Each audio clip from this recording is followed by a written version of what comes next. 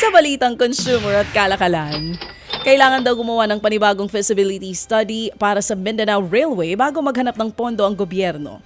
Kasunod yan ang utos ng Pangulong Bongbong Marcos Jr.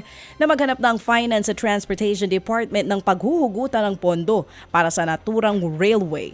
Sa panayam po ng programang ito, sinabi ni Transportation Undersecretary Jeremy Rahino na mayroon silang mga kinokonsidera. Kasama na po dyan ang hybrid public-private partnership kung saan makikipagtulungan ng gobyerno at LGU sa mga maaaring magbigay ng official development assistance.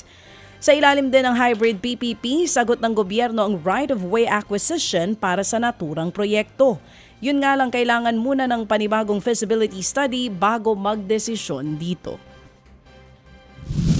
We have to do an updated FS of the project kasi the FS of the project was conducted in 2017. Alaman ho natin what is the best funding approach for the project. Yan po ang tinig ni Transportation Undersecretary Jeremy Rahino. Magsisimula naman bukas ang pangungulekta ng toll fee sa Silang Aguinaldo Interchange sa Cavite-Laguna Expressway.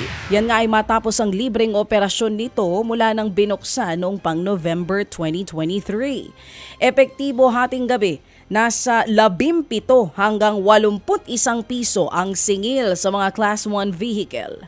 Nasa 35 hanggang mahigit 160 piso naman ang babayaran ng Class 2 vehicles, habang 52 hanggang 244 na piso ang singil sa Class 3. Makikita ang buong listahan ng updated toll fees sa official page ng CALAX. Umakyat na sa mahigit 150 bilyong piso ang halaga ng pinsala ng El Nino sa agrikultura ng bansa. Base po yan sa datos ng Agriculture Department. Mas mataas yan kumpara sa wala pang 110 milyong piso sa pagtatapos ng Enero. Halos 4,000 magbubukid sa Western Visayas sa Zamboanga Peninsula ang naapektuhan. Napinsala ang mahigit 6,000 tonelada ng palay. Tiniyak naman ng DA na nakapag-abot na ito ng tulong sa mga magsasaka na umabot na ng 1 milyong piso.